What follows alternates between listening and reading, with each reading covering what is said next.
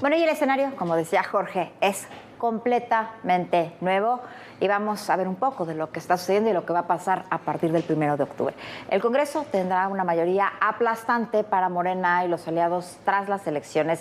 Se prevé que la coalición alcance entre 346 y 380 espacios en la Cámara de Diputados. Esta cifra supera el número de curules necesarios para la mayoría calificada. Morena tendrá 243 diputados, el PT 48, el Partido Verde 74, la oposición, el PAN 72, el PRI 34, el PRD solo 2. Está pendiente su registro.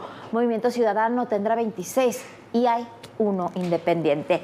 Y en el caso del Senado, Morena alcanzará 60 senadores, el Partido del Trabajo tiene 8, el Verde 14, el PRI 17 y el PRD también solo 2. El PAN 22 y Movimiento Ciudadano tendrá 5 senadores. Esos son los números.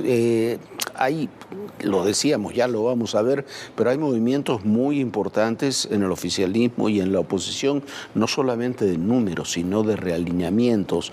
La Ciudad de México tuvo también un triunfo más apretado, bastante más apretado, de Clara Brugada, de Morena, PT y El Verde, que ganó la Ciudad de México con el 100% de las actas computadas, obtuvo el 51.74%, algunas estarán impugnadas, ya se anunció. Mientras tanto, Santiago Taboada, el candidato de la oposición, se quedó con prácticamente 39% y Salomón Chertoriski, del Movimiento Ciudadano, tuvo un 7.37%. Aquí en la Ciudad de México, la participación del Movimiento Ciudadano sí movió las cifras. Una oposición unida hubiera quedado prácticamente empatada entre Santiago Taboada y Clara Brugada. Las alcaldías también tuvieron un movimiento muy importante. Morena se perfila para gobernar los próximos 3 años muchas alcaldías: la Gustavo Amadero, Azcapotzalco, Venustiano Carranza, Iztacalco, Iztapalapa, Tláhuac, Xochimilco, Tlalpan y Milpa Alta. Hasta este momento son 9 de las 16 alcaldías, mientras que el PAN, PRI y PRD pudieron retener Benito Juárez, Miguel Hidalgo, Coyoacán y Cuauhtémoc. Son 4 de las 16 alcaldías. Álvaro Obregón, Coajimalpa y la Magdalena Contreras están en disputa, pero si nos vamos a los resultados del conteo rápido que hizo el propio Instituto Electoral de la Ciudad de México, que ayer fue un desastre, según lo que anunció Patricia Avendaño, estarían empatadas. Pero si nos vamos a los números del PREP, podrían estar ganadas las 3 también por la alianza de Morena. Las diferencias en estos casos, en esas 3 alcaldías, siguen siendo muy pequeñas, pero insisto, en el caso de Álvaro Obregón y Magdalena Contreras es muy difícil, serían para Morena, mientras Coajimalpa se quedaría con la alianza opositora, Viviana. Bueno, y así quedaron los 8 estados en disputa, que bueno, también hubo muchas sorpresas. En Chiapas lleva la delantera Eduardo Ramírez de Sigamos Haciendo Historia, seguido de Olga Luz Espinosa de la coalición PAN-PRI-PRD. En Guanajuato, en primer lugar, se encuentra la candidata de la alianza Fuerza y Corazón, Livia Denise García. Le siguen Alma Alcaraz, candidata de la coalición Sigamos Haciendo Historia. Y en Jalisco, el candidato emesista Pablo Lemus Navarro va adelante. Muy cerca está la candidata de la coalición Sigamos Haciendo Historia, Claudia Delgadillo. En Morelos, a la cabeza se encuentra Margarita González, la candidata de la alianza Sigamos Haciendo Historia. En Puebla, luego sigue Lucy Mesa, candidata del PAN, PRD y PRI. Y en Puebla va en primer lugar el candidato de la coalición Sigamos Haciendo Historia, Alejandro Armenta, seguido por el candidato de la coalición Mejor Rumbo para Puebla, Eduardo Rivera. Vamos a otro gráfico.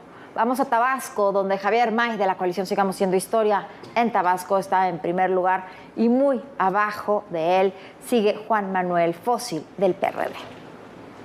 Y en Yucatán, lo que no se esperaba, habrá alternancia a la cabeza bajo Joaquín El Huacho Díaz, de la coalición Sigamos Haciendo Historia, seguido por Renán Alberto Barrera, de la alianza PAN, PRI y PRD.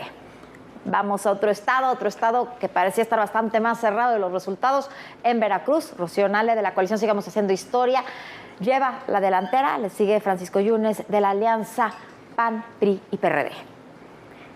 Bueno, ahí están las situaciones, así están en los estados. Lo más sorprendente para mí es la elección de la Ciudad de México, estuvo cerrada, se pensaba que iba a estar más cerrada, pero la de Veracruz fue muy amplia, muy amplia.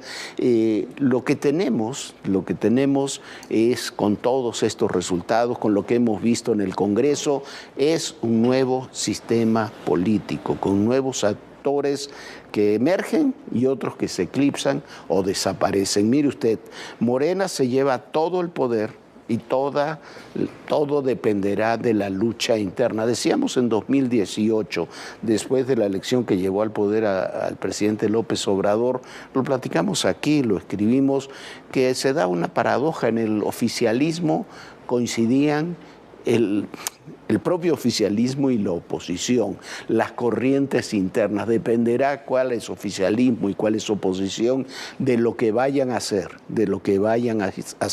la propia presidenta Sheinbaum y de lo que hagan los otros actores políticos. Por supuesto, el juego de equilibrio será fundamental.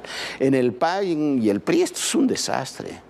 Y lo hemos dicho mil veces, ni Alejandro Moreno ni Marco Cortés estaban a la altura de presidir fuerzas nacionales como el PRI y el PAN.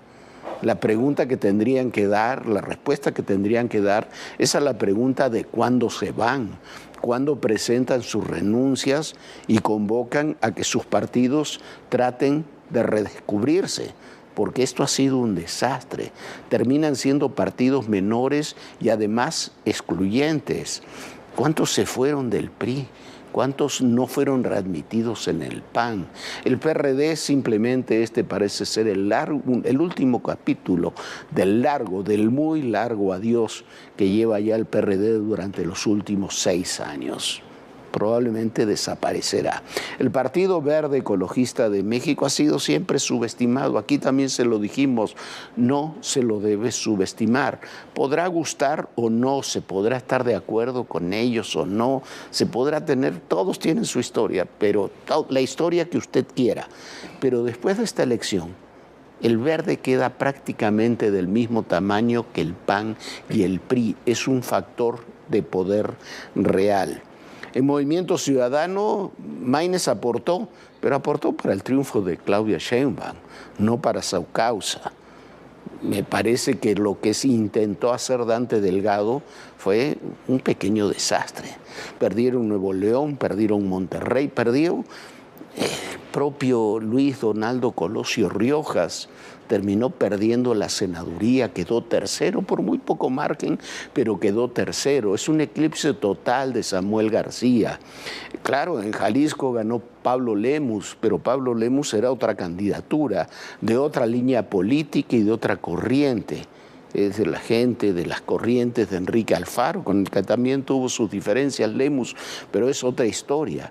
Esto es un desastre, sobre todo para 3 personajes, para Samuel García, para Dante Delgado y, por supuesto, para Jorge Álvarez Maynes.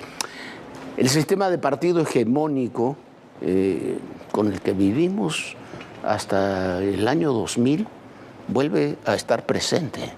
Volvemos a tener un sistema de partido hegemónico. Yo creo que ese sistema de partido hegemónico no será el mismo que vivimos con el PRI. ¿Por qué? Porque la historia en muchas ocasiones no se repite. Eso es lo que tenemos que tener presente. La historia no se repite y no solamente no se repite.